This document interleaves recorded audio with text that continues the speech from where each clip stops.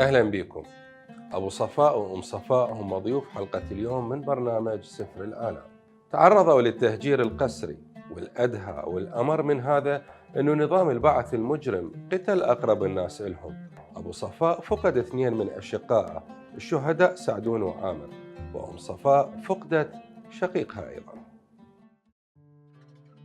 كثير من عوائل الكرد الفيليين المهجرين قسريا في زمن نظام الطاغية صدام حسين بقوا في الجمهورية الإسلامية إلى يومنا هذا لسبب أو لآخر. لذلك سافرنا لطهران حتى نلتقي بهم ونلقي الضوء على بطولاتهم وتضحياتهم الكبيرة. بهذه المدينة الجميلة قضينا أيام نوثق تاريخ مأساة الكرد الفيليين عن لسانهم، فهم شهود على عصر مظلم وضحايا طاغية مجرم.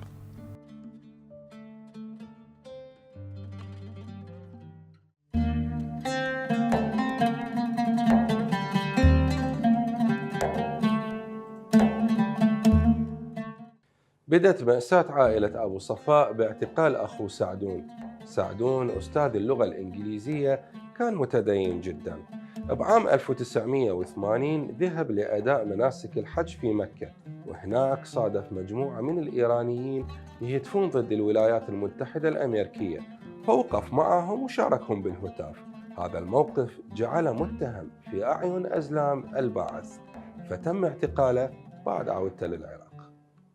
والله وجهوا تهمة لأخوي الشهيد الأول سعدون، الله يرحمه ويرحم والديكم، أستاذ لغة إنجليزية كان ويدرس بالراشدية اللي تبع الديانة، فأصروا علي إلا تصير بعثي، فقال والله أصوم أصلي، أنا إذا شفتوا علي مني ناقصة شيء أنا شو اسمه، أنا شوف وقت ما عندي كذا، فصارت تحت نظرهم شو ما يصير بعثي، أنا من هذا بس ليس إلا مش قدروا ضايقوا كذا. أكيد شيء لزمهم من راح لمكة سنة 80، راح لمكة. الأخوة الإيرانيين سووا كالعادة الموت لأمريكا وكذا وهالمسائل، فهو حال العالم وجيت وقفت وياهم. شنو قصة في اللغة عجيبة، مربر أمريكا بالإنجليزي داون وذ يو اس اي، يعني الموت لأمريكا، ويفتيمخوا لأنه مدرس كذا. فكنت شنو برا حال العالم، الأمن هناك مصورين، فعلى الأساس بنوا على هالفكرة الخاطئة. حشا من يسمعني وبده يشوفني الغبية زين، ركب علي فت قضية وعدموا هيك بدون على مدهم، بس لا إيراني طلع أصوله تبع إيراني تبع زين، على الأساس عدموا. أنا اللي رح طلعته من الطب العدلي، أنا زين شو مسوي بيه؟ تعذيبات على جسمه، طبعا عم أغسله، شفت الجسم ركبته الشديخ مال الحلي، عيونه مطلعيخة من مكانه قطن، يعني أنت شو يسوي بك تشوف أخوك منك وبيك هيك مسوي؟ صح 3 أطفال كان زين، هذا اللي صار.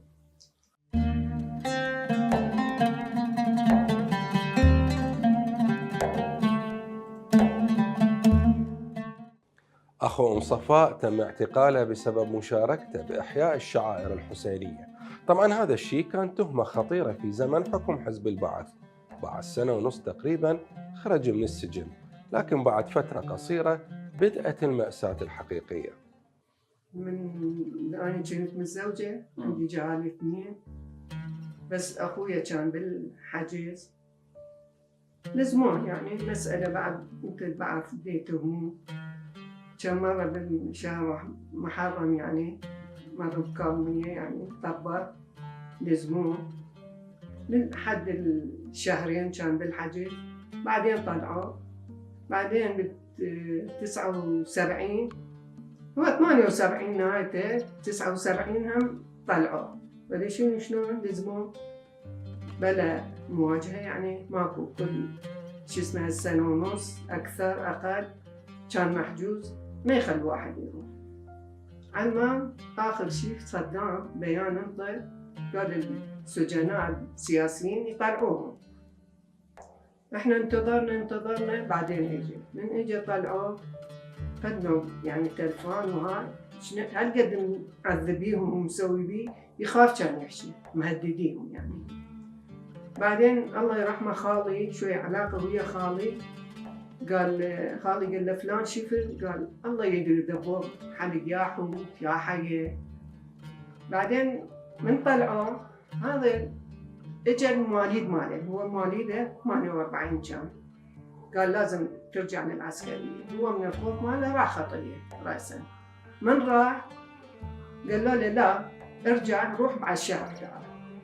من رجع الهذول اللي وياه 16 و 15 نفر كانوا، واحد أصغر كان بساعة توفى. قال سووا عملة مالهم. الله يرحمه علاقة ويا ابن عمي سووا متوفي. قال له شنو؟ قال سممونا. قال شلون؟ قال لأن من الأسبوع الأخير قاموا يدارونا يجيبوا لنا أكل كباب جابوا لنا، قسم منا رأسا تخربطوا يعني. من طلع شاف هذا يجي صار بي حكى، أول ما حكى قال ترى إحنا يجي صار بينا لا تحكي مع أحد ما ندري. هو هم يوم على يوم قام شوي يصير جسمي يعني يجي وحشي. أخويا بعد سمع ذاك توفى أخذه للدكتور، قال هذا يجي كان سنة ونص أكثر بالسجن، بس مطلعين شو يجي حالة عنده والثاني اللي يصير فيه إذا عنده علاج حتى ندزه للخارج. هذا كان يمكن كان يفتهم شيء، قال لا هذا ما يفيد بعد خلوه ما يفيد. هو قام يلزم عكازه شوي يروح برا شوي شوي شوي صار فديه. ما نفتهم شو يقول. أخوي كان يقول لهم قلم وكتبنا شو تريد شو تقول. دكتور قال لنا ودوه لأبوه بالمستشفى، وديناه للمستشفى عندهم مراقبين دولة شيء. قال لا هذا جندي لازم يروح شو اسمه مال معسكر رشيد، هو مال الجيش يعني. لبيناه هناك يعني ودوه بعد أكثر بعد ما عنده لا يشوف لا يحكي لا هذا هيك ما يسوي بعد. من رحنا احنا كنا اخوه احنا كراد هني عندنا قرايب كله يجون من المستشفى. من ترسوا المستشفى تفتيشات قالوا شنو صاير هاي المستشفى شو دا يفتشون. بعد احنا بنسيبهم هو يجي منا ابو صيده قال دا نروح للمستشفى. راحوا ويسألون يدزون واحد هذا ايش بيه؟ هذا ايش هيجي صاير بيه؟ خاطفه اليوم صارت عصبيه. قال ايش بيه؟ كان بالسجن وطلع هيجي صار بيه. قالوا لا تحكي هذول امن كل شيء لا تقولي. بعد نسوان نبكي وهذا عن ما توفى. خطيه واحد لخم كان هناك يجي حاله عنده بس هذاك مهندس ما ادري شنو بالزراعه مهندس زراعي مسمم شيء عباله ويا هذا. الاب اجى قال ايش بيكم انتم يعني ابني هيجي صاير بي. كانوا يجون يحققون ويا ذاك. ذاك قال لا بابا احنا ما عندنا اصلا ويا ذولا احنا انا ابني هيجي صاير مهندس بالكليه بالزراعه هيجي صار بي. يعني مراقبين تحت شو اسمه كله تفتيشات على ما توفى. من توفى هم قالوا لنا لا يعني لا تقولون بالسجن وهذا بس احنا عادي عزا خلينا ولي شنو امن بالعزا نسوانا مدزونا واحنا هم عادي نحكي ونطم ونسوي هاي. قالوا لنا اخويا وهذول مثل بعد فاتحه احنا حسينيه يمنا ببغداد ومالك راتفيديه فاتحه خلينا عم الامن يجون يروحوا ولا فاتحه اذان بكانها كان.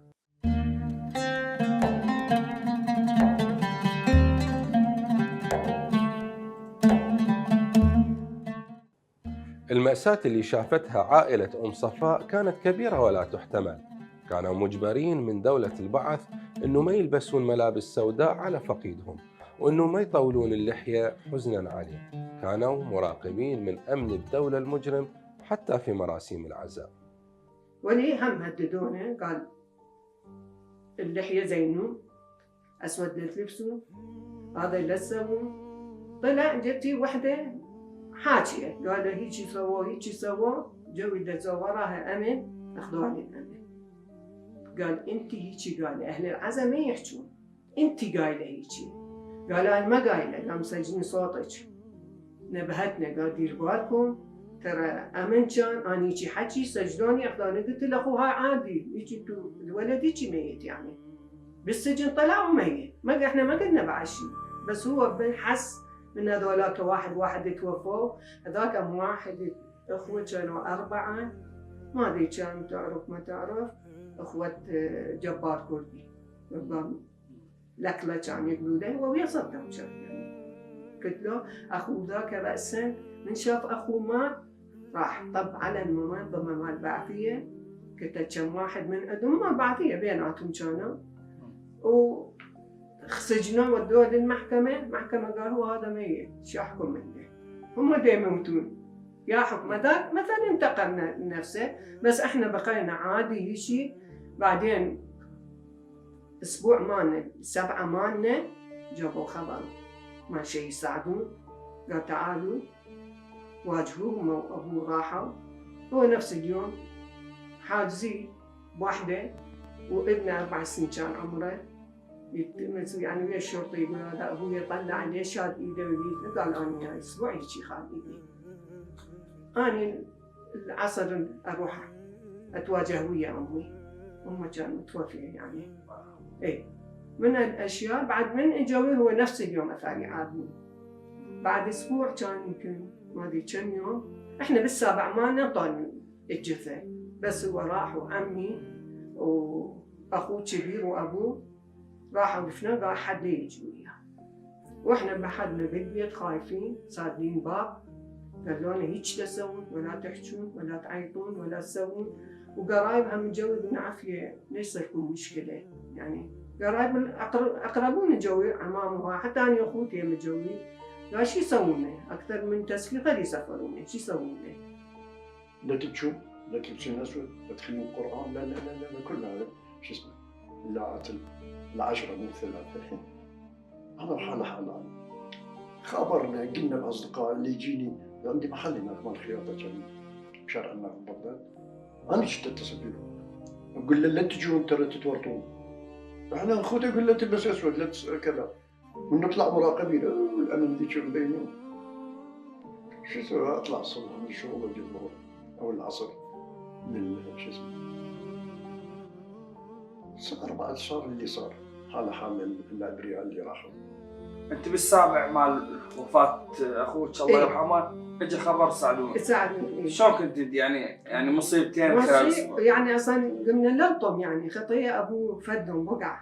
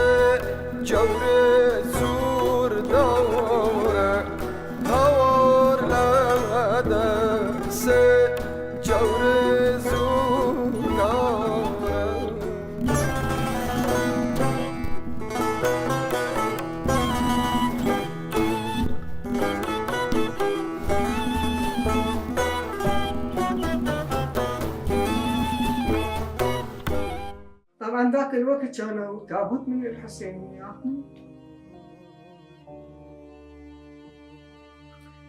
عم أمي كان وياهم، هذاك مريض كان ما تحمل، من راح الجثة استلمه، هو مريض كان تخربط، بعدين ما راح مرت أخويا كانت راحت وياهم هو دفنوا، 4 نفرات راحوا، إحنا ما رحنا.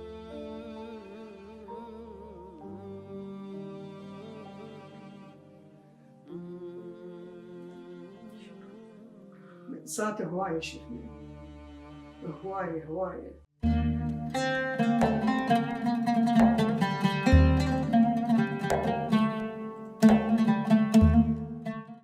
أبو صفاء أثناء توجهه للعمل في يوم كان يعتقد أنه يشبه باقي الأيام، سمع دقة جرس الباب وشاف سيارة فولفو زيتوني أمام المنزل. الأمر كان طبيعي له في وقتها لأنهم اعتادوا على الزيارات المتكررة لأزلام البعث، خصوصاً بعد استشهاد شقيقه سعدون. ما أدري الصبح درت أطلع، كانت نفسها بعلياء، قلت لك جدي بال40 جدي مال شو اسمه، يوم 40 نفسه كان. بيت تعرف بيت بغداد هسه بعد البيت الرئيسي مال الحديقه ماكو بيتنا كان بشارع فلسطين. قبل أن يطلع على المطبخ فانا من المطبخ اطلع قلت له ما تدي شيء كذا ما تدي شيء تدي ما اروح للشغل. قالت لا بابا شو كذا. فاني درت اطلع دق الجرس، بابا شو السياره فولفو خضراء طوخ زيتوني، اعرف انا منهم هذا ادري انت يعني مشيت اجي. انا اتفقنا طبعا بالبيت، قلنا نقول احد يسالنا على سعدون ما نقول له عدم، مو افتخار هو، نعرف العراق هو يكون يوشوي، نتفق بيناتنا نقول سوا سكتة. اجى من مكة سوا سكتة، اتفقنا. قلت له غير هالحكاية ما نحكي، يجي يمك يمي كذا، يقول صدق كل شيء. المهم انا كان من بنات افكاري، قلت له لا تحكون شو اسمه، يجي يقول اجى من مكة سوا سكتة وكذا. فانا مشيت على من الحكاية نفسها، فطلعت مرة قلت له تفضل. قال لي بيت الاستاذ سعدون؟ قلت له كان. قال شنو كان؟ يعني انت رايح بغير مكان؟ قلت له لا توفى. لا اله الا الله. شلون توفى؟ قال انت يسالني يريد جرمال السنه، مو كذا يعني. ذاك السنه كان عمري 32 سنه. قلت له عمر الله بعد السنه. قال شلون توفى؟ قلت له سوى سكته وكذا. بعد ما علق قام يضحكوا، سوى سكته. شو اقول لك؟ لا كنت عدت. المهم قال تعالوا يعني. قلت له وين يا المره بوحدها نفسه والله. يوم ال40 جاء كذا. قال لا معليش ما عندنا شغل يا احنا بس الك، بس كم سؤال عندنا. نسيب لنا نعطيني قلت له هسه تدريس جابوا يعني ايش قلت له ايش اسمه يعني مطشرين ملمونا زين. قلت له هذا تم احنا عندنا كم بيت جهل عمي، ابوه متوفي وامه مريضه وتعبانه كبيره. المهم احنا ربيناهم وكبرنا. ما ادري عن شو صار. انا قاعد بالمركز الامن مال شارع فلسطين، طب اشوف جدي الاهل وبيت الجهل وقاعده هاي كبيره صفا. شوف من البيت شو اسوي؟ جوا البيت. بس انا قبل ما اطلع قلت له خاف يصير شيء. حقيقة كان عندي في المبلغ فلوس حرام تعبان بها، يعني خياط مخرب اوبرا مطلعها، مو شو اسمه. قلت له زين خلت الفلوس عند جيراننا الناس الله يرضى عليهم، بقوا محتفظين بها سنين على مدى الزوليان. المهم جابوها هسه لمونا بالحديقه شارع فلسطين مساحه بيروت شوي اللي الامن العام مال المنطقه يعني طبعا. ف انا ادري الجو بارد هسه شو اسمه الشهر الرابع. قلت لك 4/4/84 عفوا سفرونا. شو التاريخ؟ فهذا بالامين طبعا الذكريات بدي احكيها طبعا متاكد من شو هواك هسه قاعد بصير. ما جاي تطلع من ذاكرتك؟ لا عبد جرح هذا من العميق، فسخ الدم كل هذا كله يطيب. اما الاعمال المشينه مثل هذه ما تطيب. المهم فكنت اقوم اريد احكي ويا بابا شلون نمشي المسدسين هذول كاريكوبر ايش بدك الناس فوق قاعدين كل ساعه اقعد. قال لي هالمره ما انت قلت له اضربك؟ قلت له على الهواء ابوس ايدك سويها. قال لي ليش؟ قلت له ليش انا وين وديهم ذولا؟ وين وديهم؟ جهل شو اسمه ثلاثه. فباسه قلت له وين وديهم ذولا؟ راح تدنا انت ايران انا ادري. زين الحدود هناك ايران يعني تقبل؟ شرفك تقبل؟ قال شو تريد مني انت؟ قلت له اسال الاخ الشرطي اللي شو اسمه جابنا. قل له بيتنا وين؟ فرعا. بس اروح اجيب ملابس لهم. قال شلون يصير انت محدود؟ قلت له هذه زوجتي هاي هذول اطفالي شو اعوفهم؟ هاي العائله كلها اعوفها؟ ما اعوفهم. بس اروح اجيب كذا. قال صدق بيتنا. قال لي قال تروح السجن تجي بسرعه. بعدني ما طبل. قال لي ترى دقيقتين. قلت له دقيقتين شنو؟ بس على ناس حد غرفتي فوق دقيقتين. بعدين شجي وفتحت الكرتون وصفت على فوق. شو بس في سترة. الوالد هم كان ويانا. الوالد جبت له سترة. بعد نحبس لقيت ساعتها على شو اسمه على المغسله جبت تخبلت دقيقتين شو اقدر اسوي؟ المهم جبت بطانيات وشنو سويت شو اقدر قال هاي شنو؟ قلت له شنو مش في كم نفر؟ يعني قلت له للطريق درن للطريق جو والد هناك هسه بايران. انا ما جاي لايران بس ادري. المهم قلت له سيدي ليش ايش سويتوا بينا؟ ليش هيك العائله تبهدلت؟ قال انت شو تشتغل؟ قلت له اني خياط. قال وين؟ قلت له بشارع النهر. قلت له انا من كنت تخدم؟ من كنت تخدم جنابك واخوك وعمك وابن عمك وجيرانك؟ انت ترى احنا مواطنين صالحين. قال ندري هذا اخوكم عم عليكم.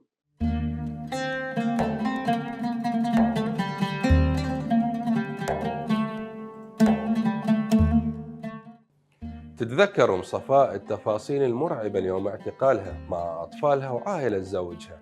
أخذوهم إلى مديرية الأمن، وهناك اكتشفت صفاء من عوائل كردية فعلية أخرى أنه الأمن جايبيهم لتهجيرهم إلى الجمهورية الإسلامية ومو للتحقيق معاهم كما كانت تعتقد.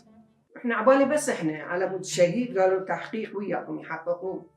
من رحت شفت جماعتنا كراد هواية. قلت ليه جايين؟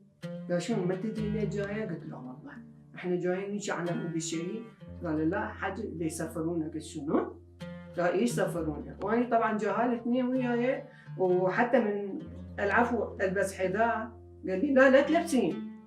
حتى نعال هيجي نايلاني لبست عباية وطلعت وجهال وياكو هاي جهال هاي يعني. كنت رضعة جهال اخو 50 يوم عمرها. منمية شي اجينا بالحجز. بعدين قلت له بابا احنا هيجي تسوون بينا. بس انا ويا ايدي اخذت حظينه وهاي القنطيه والمميه. قلت هاي خل اخذ وياي. بقينا طبعا الصبح بس بدنا متريين. بعد هيك ما اكلنا لليل اجوا خلونا بالسيارات. شدوا عيني كنت يعني بالسياره شدونا ما ادري فالمكان كان يودونا السياره هيك يسوي كل ساعه هيك. والله وين يودونا؟ احنا بعد خايفين قلنا ما قلنا نموت. هذا هو. بس وصلنا قالوا لنا نزلوا. وين؟ أمن العام. طبعا احنا اني ومرت اخوها واختها الصبح جايه يمنا تقول هيك صار تسفير خطيه كرفوها ويانا. بعدين احنا ثلاثه نسوان والجهال والبنات عنها 2 والولد كنا طبينا مطبينا جوا مكتوب اسم الجناح القتال. قلنا هذا هو. اصلا سلمنا احنا يعني بكاننا هيجي خلصنا. بس بنيه كانت ذيك مخطيه بالزاويه قاعده هيجي من كابنيه جايبيها. بعد احنا من الخوف وحده ما تسالنا اللون. نزلنا خلونا صار يوم صار ثاني يوم صار ثالث يوم. نطلع شنو احنا نقول لهم احنا شنو مصيرنا؟ ليش خادمين؟ ليش حاجزين هنا؟ قال جابوا بالليل نص الليل جابوا جماعه. صار الصبح جابوا جماعات وهو يعني كلنا كرات جابوهم. هاي تقول هيجي. بعدين قلنا ما ناكل. جيبوا لنا اكل نقول ما ناكل. ليش ما تاكلون؟ قلنا سممونا. كنا قلنا كم نسوان كانوا يعرفون هيجي شيء. قال شنو كم وحده اللي هسه مسممين؟ انا قلت ليش مسممين؟ ليش ما مسممين؟ احنا ما ناكل. اعتصمنا يعني. قمنا بدنا نصلي، يقول لي ليش تصلي؟ إذا هذا يصير يعني هواية حاربونا، حرب أعصاب سووا بينا. طبعاً بابا ما يحارب مني يسوي للجاهل، وما نقدر ناكل بعد حليبة ما عندي، هواية تأذينا. جهالنا احنا لا عندنا نوم كان لا عندنا 6 نيسان مالهم كان 6 نيسان اخذونا. 7 نيسان والحفلة مالهم نسمع من الصوت والهذا. 4-5 أيام في اليوم الصبح قالوا نسافركم. قلت له أخي أنا لا أهلي يدرون بي، لا عندي شيء للجهالة لبسهم، شو أسوي؟ قال فوق نوديك أهلك تشوفي. أهلي كانوا بالكفاح. أخذني هواية وصلت بي، أخذني بالسيارة بس أنا نزلت هذا من الشيخ عبد القادر هناك ماشي بين الدرابين حد بيتنا. خطية أهلي من شوفوني يتخبلوا. قلت له أكل ما عندكم؟ قال بابا، قلت له أصلا ما ماكلين.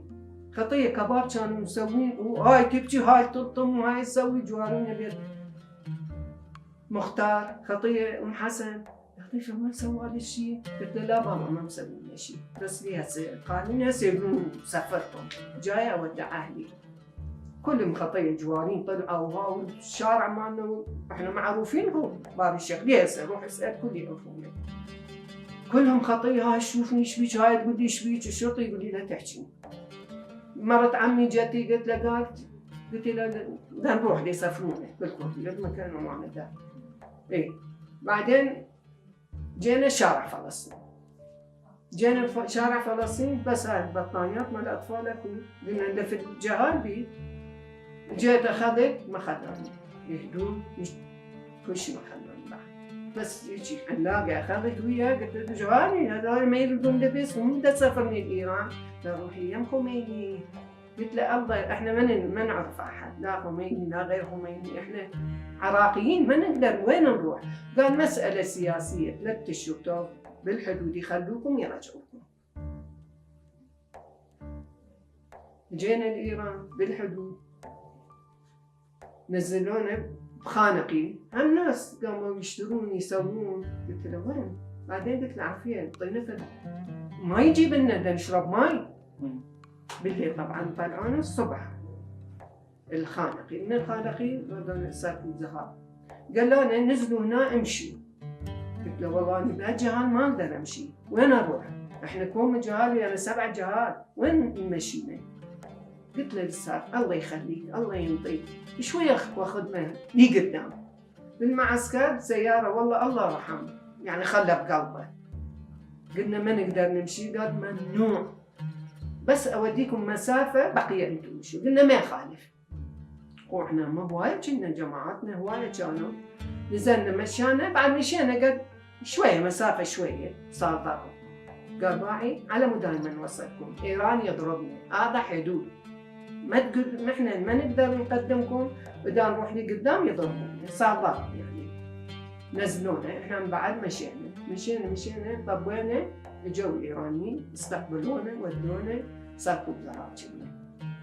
بعدين هناك يومين يمكن كنا باردوغا يعني ودونا 2-3. قالوا جميع عوائل الشهداء شيخ تسخيري اجى كفلنا اخذنا وين؟ كنت منو وياك من العائله، من عائله يعني زوجك منو وياك؟ اني وحماتي اختها وبنات عمها. ماكو اي رجال؟ ومرت اخوها. ماكو اي رجال وياكم؟ لا رجال بس حمايه كذي. بس هذاك كان وياه خطيب ويشيل الجهال وها ويانا الله يرحمه فؤاد. رحنا جوي علينا افتروا عوائل الشهداء وسئلوها شيخ تسخيري اخذنا القبر.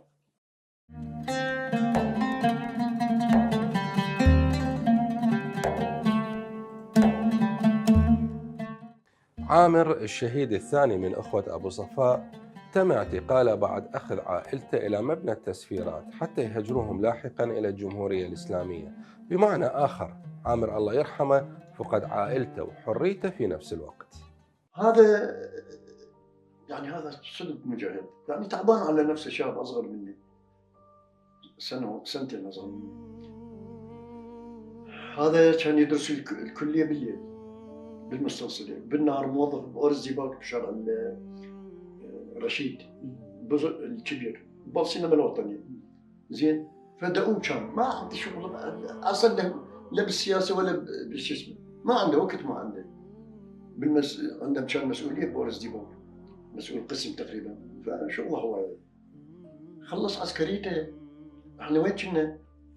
احنا بالتسفيرات دي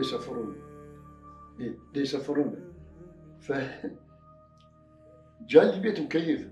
وذا بالناصريه قبل التبع الايراني الجنود ياخذوهم، انا واحد من العالم يخلوه بالنجف. هسه لا بالجديد صار بالناصريه. المهم فجاي تعرف ما تعرف القوانين العراقيه، لا يمكن ما اخذوا عسكري ما تدري. من يتخلص غيرتك الدفتر يشكروا منك، لا يقول لك روح زي الصفر تعال يلا يعطيك الدفتر. انا مش عرفت فيه فاعتيادي سرحوه فزينيه صفر. وهذا الصفر هنا حتى هنا هذا البلد اللي احنا بيه عمنا بشيك المجرم، بس المجرم يزينه. الله يذكره بالخير ابو خالد العطار اللي بصب بيتنا، صح عامر تعال قلنا وين رايح؟ قال بدي اروح البيت خلصت كذا ما شنو. قال لي تروح البيت، روح بيت خالك. شنو القصه؟ قال لك سفرون سبيل من بعد ما نسافر يوم.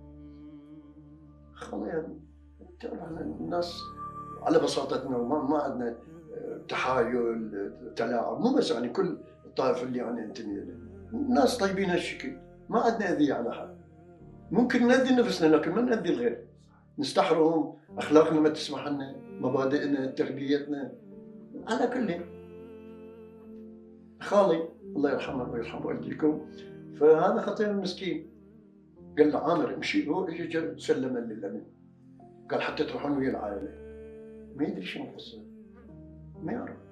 خذوا الامن يعرفون من شغلوا اسمه الثلاثي والرباعي واخو فلان شو اسمه، قال له اخوي قال رجعوا بعد. هم كانوا يعوقون بس الشباب لحد 35 يعوقوهم يخلوهم اللي راحوا قبور جماعيه وحدهم هو زين، بس مو هذا قريب 27 28 سنه كان عمره. زين عوقوا هم راح قبور جماعيه. جوي قريب قال كانوا ويانا بالحجز. فقال هذا احد الاخوان قالوا من يروح يتطوع للجبهه 6 شهور ونطلع يروح لنا. كيف يريد يلحقهم بايران اذا مسافر يوم يريد يبقى هنا؟ كيف؟ امر من سياده الرئيس يبقى هنا. المهم فيقول اخوك عامر ما قبل. شوف هذا الدبل عنده صاحب مبادئ ما قبل. بعدين ما عنده انتماء للجمهوريه الاسلاميه بوقتها. الجمهوريه الاسلاميه ثورتها كانت حديثه ما معروفه بالعالم يعني كيف. فمو هذا القصد، قصد انه قال مو شغلي يعني زين ما قبله. زين فانا اخذه وراح. قال اخوك ما قبل يا محمد عامر تعال. اجى اخو اسماعيل اخو ابراهيم من اقاربنا اجى لنا لبصر. يا سبحان الله شوف كم سنه. رجع العراق بعد ما بقي هنا فتره وطلع مستمسكاته منا، فدا يرجع لبغداد بصحة الكفاح، بصحة النهضة القديمة سينة الفردوس يسموها. فصارت هناك دولارات مولارات مصرف مصرف رافدين، فصار طربقة وضرب أسلحة وما شنو. فأخو هناك طبعا بغداد قال اسماعيل امشي فد سيارة من هاي المكشوفة الصغيرة الفان احنا نسميه شو يسموها؟ كوستر. يلزمنا الدفاع طب طلقاتي بالمنى دقيقة بس أصوات قوية لأنه قريبة لنا. طلعوا من البنك شايلين بجمعة المنار يسموه شو والله. اجت طلقة بظهرها طلعت من قلبها. زين استشهد ما مات بالحجز بالهذا. فهذا كان ويا أخوي بلغنا قال أنا شفت ويا عامر. أنا شفت وياه قلت له عامر مشي نروح سوا. هذا راح خدم 4 5 أشهر بالجبهة. زين وطلعوه.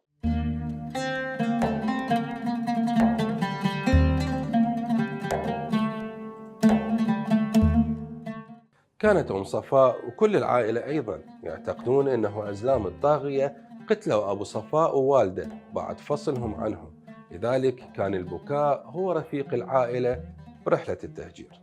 احنا هم نبكي نقول هذول هم اخذوهم كتلوهم، ما ندري يعني يجون حقيقة يعني.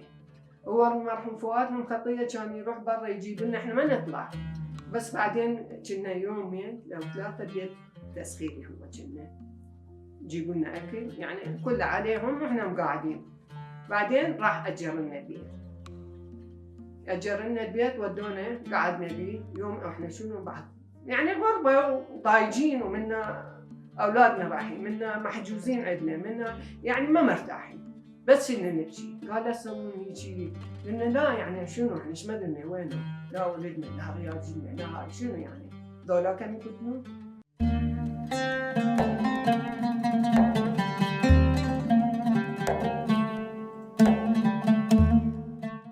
تم تهجير أبو صفاء مع والده ونسيبه بمعزل عن باقي عائلته، لذلك كان التحدي الأكبر أمامه هو البحث عن عائلته بالجمهورية الإسلامية.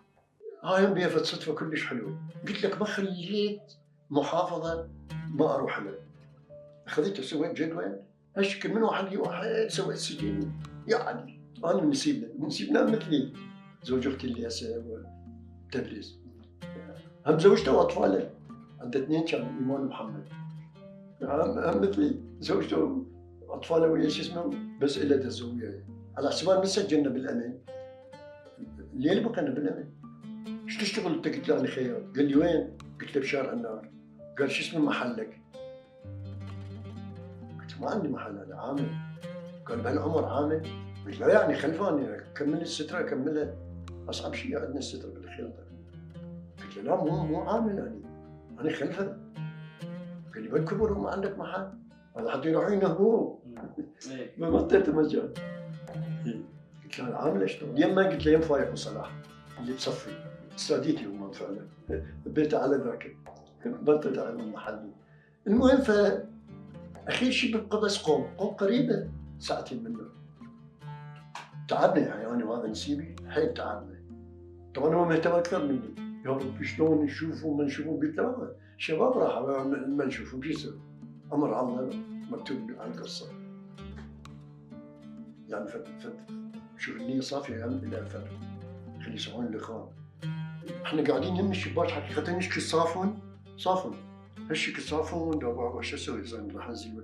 كنا بجعل السيارة فتان هذا 36 نفر كنا ننزل بالسيارة بجعل السيارة شكل صافن دابا ننتظر الناس تنزل ما نعرف لغة نروح نتحرش بواحد بدل ضخم اصول يعني بالسيارة طبعا هي باب واحد. فهيك دابا ما شفت كله يجزم صفي منه اخوي فؤاد الله يرحمه توفى كبر سن مريض في صينيه كلها في كبار. فؤاد تلعثمت ما ادري شو اقول. شفت تصيح فؤاد؟ كان بالصينيه شو بالقاعد دير يصعد. قلت له وين تصعد؟ احنا نازلين خطيئه عندنا احنا كنا بعد ما نشوفه الجمال الكلام هذا الشيء. المهم نزلنا الشباب. قلت له وين انت؟ قال احنا سافرنا فد بيت يمشي قريب. الشباب كلهم لك شو الصدفه شلون كانت؟ الله سبحانه وتعالى وين رحمنا ولا اروح الاردوغان ماكو. الاردوغان يعني المعسكر اللي لاجئين ما يعطيك جواب. لو يقول لك طلع وين راح انا يدري وين راح؟ ما يدري. فاخذني البيت الجواب خذ بدي اياه شبينا بالنسبه الصاريه زادتني شو اسمه. شو قد فارقكم شو؟ اسبوع تقريبا اسبوع 8 ايام. خافت مني قامت تنزل. المهم خليته وراحته وكذا نشرت قاعد بيناتهم وكذا اتذكر. فرحنا وهاي قال امشي احنا بايلام بيت خال ابويا مكفلنا امشي بايلام. بايلام وين؟ رحنا هاي بالمسافه رحنا ايلام بيت قرايبهم كم يوم اسبوع بقينا. بعدين اجرنا بيت قعدنا وماكو. بعد ورا 6 اشهر ما ادري ايش قد كان صار حرب. انا بحرب دبابات وسيارات وكلها على راسنا. قلنا بابا خلينا نطلع من هنا. احنا جايين شنو؟ منا مضطهدين، منا مهجرين، منا هيك ما عندنا يعني شنو مجبورين احنا جوا ضرب ما ضرب نبقى. كنت كل شهر شهرين انزل الظهران. خالي كانت قبلنا السبعينات مسافرة اجي يمها فد اسبوع هم ارجع. ضايجين يعني ما ندري شو نسوي ضايجين جدا. يعني اني بنظري ما عندي هالشي اسمه يعني اذا نألف واسوي كتاب. فانا قلت له هنا ما يصرف لي، انا اريد اشتغل. قال لي ما تشتغل عندك لغه؟ قلت له لا شنو؟ انا اشتغل شغلي شعبي. على خير اعطيني واحد يفتن لغه كل العالم. من يعطيني شغله اعرفها شنو انا اسويها. وانا وسطاني اخوان، مو صانع، وسطاني. 5 سنوات انا عندي محل واقف على رجلي خيط كوت. المهم اصريت عليه. ليش ما صارت صدفه؟ لقينا واحد احد الاخوان هم اقارب مو غريب. اكو فد طريق كرج. انبار كبير كلش كبير. يعني تصور راسه بجاده مخصوص وكعبه على الاوتوبان هالقد كبير. فرحنا قعدنا هناك. قعدنا حوالي 5 سنوات بلاش. امي هم نجر من البير.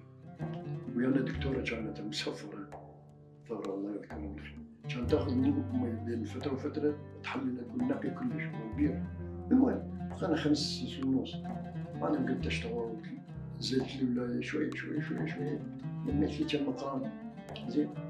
فتحت لي محل، اشتريت لي ماكينه وكذا وهذا، والحمد لله والشكر الدرجه لهسه بعد.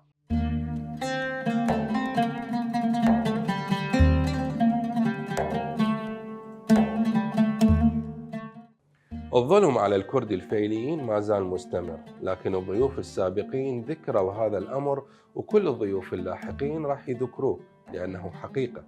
أما الدولة فلا عين رأت ولا أذن سمعت. كل شيء معاهم، عشنا على نفسنا اليوم بيومنا كنا عايشين. ما رحنا أصلا أي واحد، ولا هاي الشعب مالنا إحنا من راحوا للعراق صار سقوط. مو قالوا هذول هم هسه كلهم على جتوف الكراد الفيلية صعدوا. يعني هذا أقوله 100 مرة قايلته. ما تحسيتوا إحنا الكراد الفيلية ايش قد عانينا؟ عايشين هيجي على شو اسمه الله، خلين عيننا بعين الله. احنا هم راحوا شهداء، احنا شنو ندور شو اسمه؟ ما ندور شيء. انا مو بس اخوي، ابن عمي 2. هذولاك اصلا جنازاتهم ماكو ما ندري. هم على قولتك راحوا راجعوا يقولوا وين دافني وين دافني، ايش ما ادري وين دافنيهم. غير تدورون عليهم هذول اللي حجزوهم وين جنازتهم، هذا نريد من عندهم. وين دفنوهم؟ صدام يعني سوى لهم. أما نعم بالشو اسمه بالتيزاب. كل حقوقنا عندي أنا بس عندي مال الشهداء. شهيد واحدة طبعا هذيك جهال عندها سعدون الكبير، زوجته موجودة ولو الزوجة بس حق الجهال. فلساني بس على داخل على عامر، أنا سعدون ما أخذ. بس هو كشهداء 2 أخوتي حقيقة. المحل كل شيء ما حصلت عني. وقت راجعت رئيس المحكمة راجعت قال لي وين العنوان؟ أعطيته العنوان. سوى لي كتاب وين للعظمية الوقف السني، لأن الملك مالي تابع الوقف السني. فمن أخذته هناك فشاف هذا ترى المحكمة شو اسمه مبين عمي زامل. قال لي شنو مشتكي علينا؟ قلت له أخي أعرفك تعرفني مشتكي عليك. حقيقة خذيت وضع أول أيام إرهاب وإرهاب والسنة من حقيقة وبالعظمية الوقف السني. قلت له أنا مش عندي عداوة كان بدي شوف الحاكم ايش كاتب، أنا شو ما أعرف شكله شو اسمه عندي نسخة منه. قلت له شوف شنو أصلا بكم ضدي زين. المهم شاف أقرأ قال شنو عندك ملك؟ كان ملك وين؟ قلت له فلان مكان. قال لي هذا تابع لنا صحيح. قلت له شارع النار بوك تعطوني 5000 دينار سرقوا لي منطقتي. هسه راحت شلون؟ وأنا مشتري خو. انتم مو بلاش شو اسمه ما تتو الدولة ما توزع. هو من واحد يشتري. وصلت أنا اشتريتها بمبلغ يعني. المهم قال شو شتي؟ قلت له تعويض عليه. شتي تعويض؟ قلت له لو تتوني محل مو كان حتى اشتغل. صاحب عائلة أنا 5 أطفال عندي هسه. فمن 5 عندي. قلت له أشتغل؟ لو عوضني. قال من يعوضك؟ سوي له اكو دولة ياكو عزيز. راجعنا بعدين نشوف شو يصير. رجال خوش عادني كان شو اسمه. بعدين تخربط الدعك ويا صارت هوسه اجى رئيس الوقف السني. هوسه صارت بعد عارفوني انا قلت له بجيك غير وقت عرفت. هم المحل راحوا بعد روح ما عندي غيره. مليان اقمشه كذا كل شيء معوض كل شيء معوض. أنا ما شايفة، بس مال أخو شهيد ياخذ. أنا بالنسبة أهلي طبعا أهلي ورايا 82 سفروهم، إيه، وأبويا وأمي 88 توفوا. بعد خب قهر وظلم وهاي اجوا هنا حتى أهلي ما أخذوا شيء. وجو مهجرين مرة ثانية ألف إذا تذكرون، هذا اللي يسمعه هو نفس وزير الهجرة. حقي أنا مأكول، أنا خلي يطلع اسمي زين. وأنا أول ما رحت لبغداد بعد السقوط مباشرة طلعت هوية مال المهجرين رقمي 11 من بين آلاف إذا 600,000 نفر، أنا 11 رقمي، يعني جيت أول واحد. شو ما حصل. فاليوم هاي الأخت اللي كنت أراجعها قالت لي أقول لك أخ ثامر أنت أخذت شو اسمه منحة؟ قلت له يا منحة ناصبة علي أنتِ؟ قال لا والله. روح المصرف الزوية روح استلم مليون دينار. راح طوني قال بس اكتب من الهوية، اسمك موجود بس اثبت الهوية. المهم طوني مليون ورا 4 أيام مو أكثر. المليون صار 4.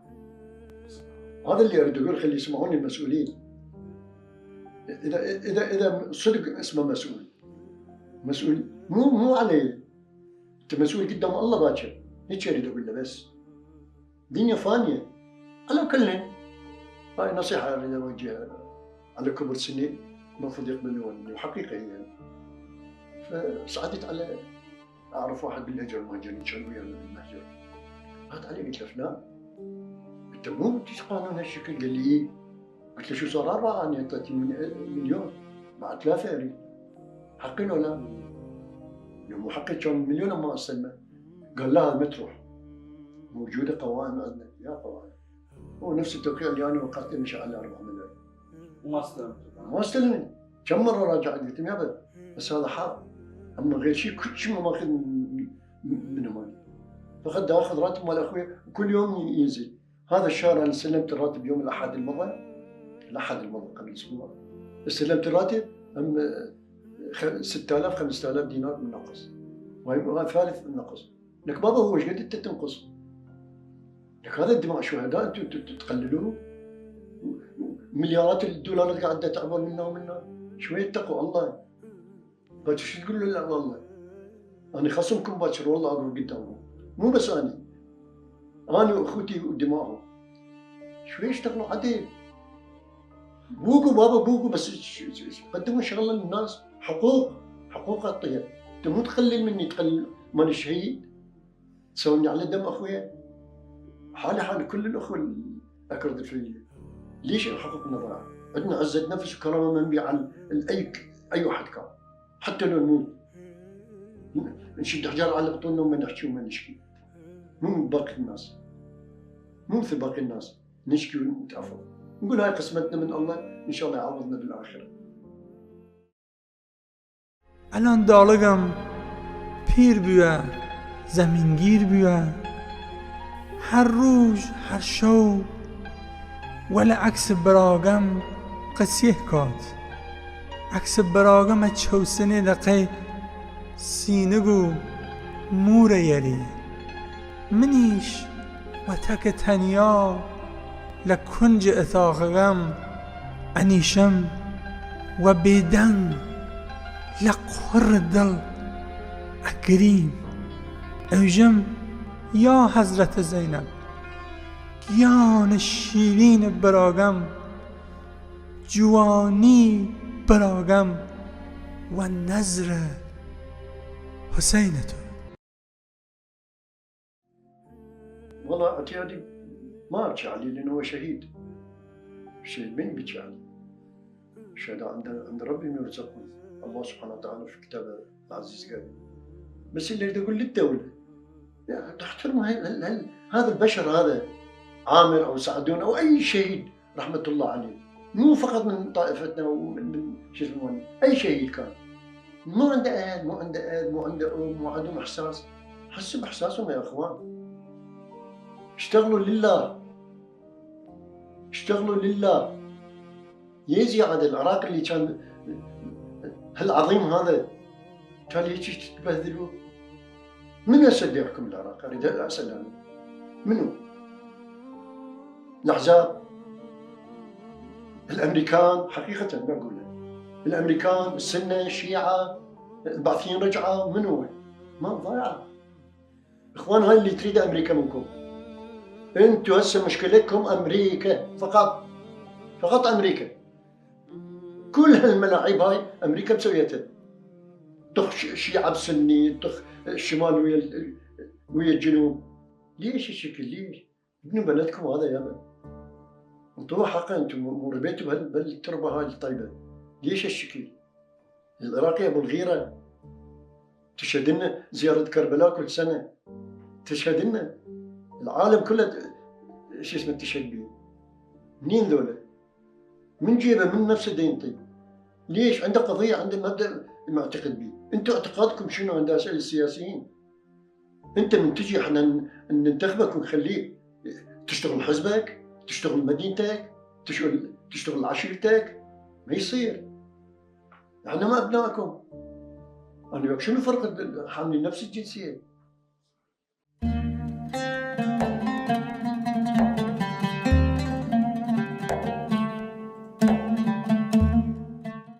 قوة الكرد الفعليين تكمن بإيمانهم بالله ومعرفتهم بأن الله معهم. هم كانوا وما زالوا وراح يظلون أقوى من كل أعدائهم. إلى اللقاء.